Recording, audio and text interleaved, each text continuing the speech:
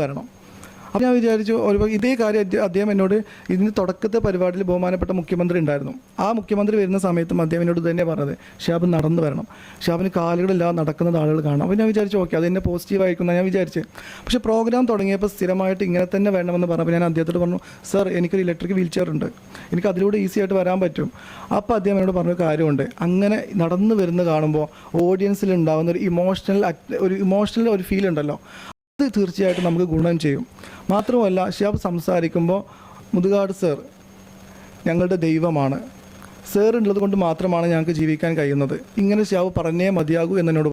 ഇത് ഞാൻ മാത്രം പറയുന്ന കാര്യമല്ല, അദ്ദേഹത്തിൻ്റെ അവസാന പരിപാടി നടന്ന പ്രോഗ്രാമിൻ്റെ വീഡിയോസ് എടുത്ത് നോക്കിയാൽ നിങ്ങൾക്ക് മനസ്സിലാവും.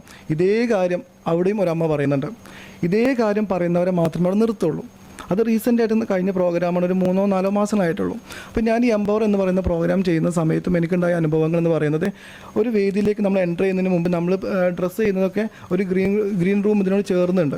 ഏകദേശം ഒരു 2.5 മീറ്റർ മാത്രം മാക്സിമം വീതിയും ഒരു 3-3.5 മീറ്റർ മാത്രം നീളവും വരുന്ന ഈ ഒരു ഗ്രീൻ റൂമിൽ ഞാനും ഈ പെർഫോം ചെയ്യുന്ന 5 ഭിന്നശേഷിയുള്ള കുട്ടികളും, ഇവരെ കോർഡിനേറ്റ് ചെയ്യാൻ ഒരു സ്പെഷ്യൽ എഡ്യൂക്കേറ്റർ ഇല്ല, ഇവിടെയുള്ളൊരു ഭിന്നശേഷി കുട്ടിയുടെ അമ്മ തന്നെയാണ് ഈ കുട്ടികളെ മൊത്തം മാനേജ് ചെയ്യുന്നത്. നന്നായിട്ട് ഇന്ന് ഇത് നിങ്ങളുടെ മുമ്പിൽ തുറന്ന് പറഞ്ഞതിന് ശേഷം എൻ്റെ ജീവിതത്തിൽ ഉണ്ടാവാൻ പോകുന്ന കാര്യങ്ങൾ വ്യക്തമായിട്ട് എനിക്കറിയാം.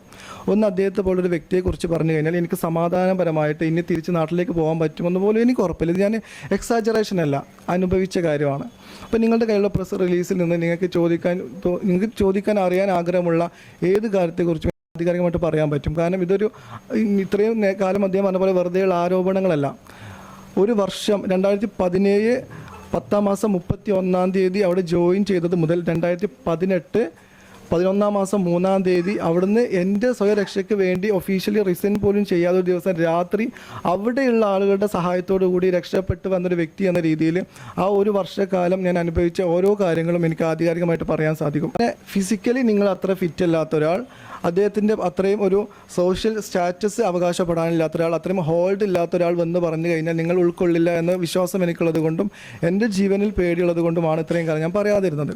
പക്ഷേ ഇപ്പോൾ ഈ അമ്മമാരിത് പറയുന്ന സമയത്ത് പോലും ഈ പറയുന്ന മുതുകാട് എന്ന് പറയുന്ന വ്യക്തി ഒരിക്കൽ പോലും ഒരു എക്സ്പ്ലനേഷൻ വീഡിയോയിലും ഇങ്ങനൊരു ബുദ്ധിമുട്ട് അമ്മമാർക്ക് ഉണ്ടായിരുന്നുവെങ്കിൽ ഞാൻ തിരുത്താം എന്ന് പറയുന്നതിന് പകരം ഈ അമ്മമാരെ ഒറ്റ തിരിഞ്ഞ് ആക്രമിക്കുകയാണ് ചെയ്യുന്നത്. ഈ പറയുന്ന അമ്മമാർ വ്യക്തിവൈരാഗ്യം തീർക്കുന്നു എന്നാണ് ഈ പറയുന്ന മുതുകാട് ആ വീഡിയോയിലൊക്കെ പറയുന്നത്. ഞാൻ ചോദിക്കുന്നത്, ഒന്നാമത് നമ്മൾ ചിന്തിക്കേണ്ട കാര്യം, ഈ അമ്മമാർ എന്തിനാണ് മുതുകാട് എന്ന് പറയുന്ന വ്യക്തിയോട് വ്യക്തിവൈരാഗ്യം തീർക്കേണ്ട ആവശ്യം? കോമൺ സെൻസ് വെച്ച് ചിന്തിച്ചാൽ നമുക്ക് മനസ്സിലാവും. പിന്നെ വളരെ മനോഹരമായിട്ട് സംസാരിക്കാൻ കഴിവുള്ള അദ്ദേഹത്തിൻ്റെ, നമ്മൾ സിനിമയിലൊക്കെ പറയാറുണ്ടല്ലോ, വളരെ നന്നായിട്ട് ഫിലോസഫി പറയാൻ പറ്റുന്നവർക്ക്, സംസാരിക്കാൻ കഴിയുന്ന ആൾക്ക് ഒരുപക്ഷെ മനോഹരമായിട്ട് ആളുകളെ കബളിപ്പിക്കാനും സാധിക്കും എന്നുള്ളത്. അതിൻ്റെ ഉത്തമ ഉദാഹരണമാണ് അദ്ദേഹത്തെക്കുറിച്ച് പറയുന്നവർ കേൾക്കേണ്ടി വരുന്ന ചീത്ത വിളികൾ. കാരണം അപ്പോൾ ഞാൻ വിചാരിച്ചു ഇതേ കാര്യം അദ്ദേഹം എന്നോട് ഇതിന് തുടക്കത്തെ പരിപാടിയിൽ ബഹുമാനപ്പെട്ട മുഖ്യമന്ത്രി ഉണ്ടായിരുന്നു. ആ മുഖ്യമന്ത്രി വരുന്ന സമയത്തും അദ്ദേഹം എന്നോട് തന്നെ പറഞ്ഞത്, ഷിഹാബ് നടന്നു വരണം, ഷിഹാബിന് കാലുകളില്ലാതെ നടക്കുന്നത് ആളുകൾ കാണാം. അപ്പോൾ ഞാൻ വിചാരിച്ചു ഓക്കെ അത് എന്നെ പോസിറ്റീവായിരിക്കും വിചാരിച്ച്. പക്ഷേ പ്രോഗ്രാം തുടങ്ങിയപ്പോൾ സ്ഥിരമായിട്ട് ഇങ്ങനെ തന്നെ വേണമെന്ന് പറഞ്ഞപ്പോൾ ഞാൻ അദ്ദേഹത്തോട് പറഞ്ഞു, സർ എനിക്കൊരു ഇലക്ട്രിക് വീൽ ചെയർ ഉണ്ട്, എനിക്ക് അതിലൂടെ ഈസി ആയിട്ട് വരാൻ പറ്റും. അപ്പോൾ അദ്ദേഹം എന്നോട് പറഞ്ഞൊരു കാര്യമുണ്ട്, അങ്ങനെ നടന്നു വരുന്ന കാണുമ്പോൾ ഓഡിയൻസിൽ ഉണ്ടാകുന്ന ഒരു ഇമോഷണൽ ഒരു ഫീൽ ഉണ്ടല്ലോ, അത് തീർച്ചയായിട്ടും നമുക്ക് ഗുണം ചെയ്യും. മാത്രമല്ല ഷിഹാബ് സംസാരിക്കുമ്പോൾ മുതുകാട് സർ ഞങ്ങളുടെ ദൈവമാണ്, സർ ഉള്ളത് കൊണ്ട് മാത്രമാണ് ഞങ്ങൾക്ക് ജീവിക്കാൻ കഴിയുന്നത്, ഇങ്ങനെ ഷിഹാബ് പറഞ്ഞേ മതിയാകൂ എന്നോട് പറഞ്ഞു. ഇത് ഞാൻ മാത്രം പറയുന്ന കാര്യമല്ല, അദ്ദേഹത്തിൻ്റെ അവസാന പരിപാടി ദുബായിൽ നടന്ന പ്രോഗ്രാമിൻ്റെ വീഡിയോസ് എടുത്ത് നോക്കി മനസ്സിലാവും. ഇതേ കാര്യം അവിടെയും ഒരമ്മ പറയുന്നുണ്ട്.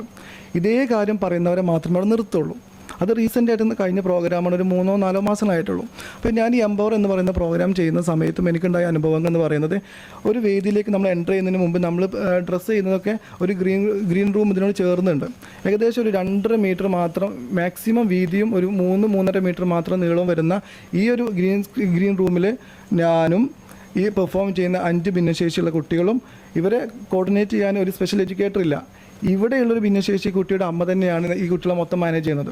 അപ്പോൾ കുറേ കാര്യങ്ങൾ കണ്ടില്ല എന്ന് വെച്ച് എൻ്റെ കൂടെ നിന്ന് കഴിഞ്ഞാൽ ഷിഹാബിന് വലിയ സാമ്പത്തിക നേട്ടങ്ങൾ ഉണ്ടാക്കാം, വേണമെങ്കിൽ ഒരുപാട് വിദേശ യാത്രകൾ ചെയ്യാമെന്നുള്ളത്. എൻ്റെ പിതാവ് പറഞ്ഞത് എന്താണെന്നറിയോ, ഇങ്ങനൊരു വ്യക്തിയുടെ കയ്യിൽ നിന്ന് കാശ് കിട്ടി ജീവിക്കുന്നതിനേക്കാൾ നല്ലത് റോഡ് സൈഡിൽ നിന്ന് പിച്ചെടുത്ത് കിട്ടുന്ന കാശ് കൊണ്ട് ജീവിച്ചാൽ അതിനേക്കാളും അന്തസ്സായിട്ട് നമുക്ക് ഭക്ഷണം കഴിച്ചു എന്ന് അഭിമാനിക്കാൻ പറ്റുമെന്ന് എൻ്റെ പിതാവ് എന്നോട് പറഞ്ഞിട്ടുള്ള കാര്യമാണ്.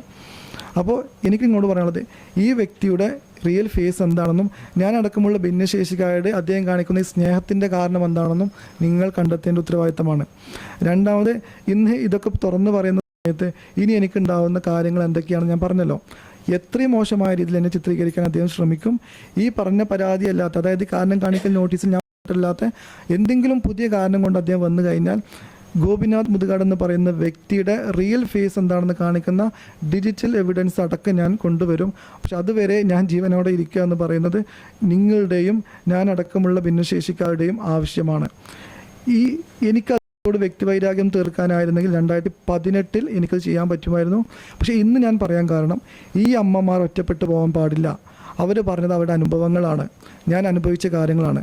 അതുകൊണ്ട് ഇനി നിങ്ങൾക്കിത് കേട്ടതിൽ നിന്ന് മനസ്സിലാക്കാൻ ബുദ്ധിമുട്ടുള്ള എന്തെങ്കിലും കാര്യങ്ങളുണ്ടെങ്കിൽ എന്നോട് ചോദിക്കാം. കാരണം ഇതൊരു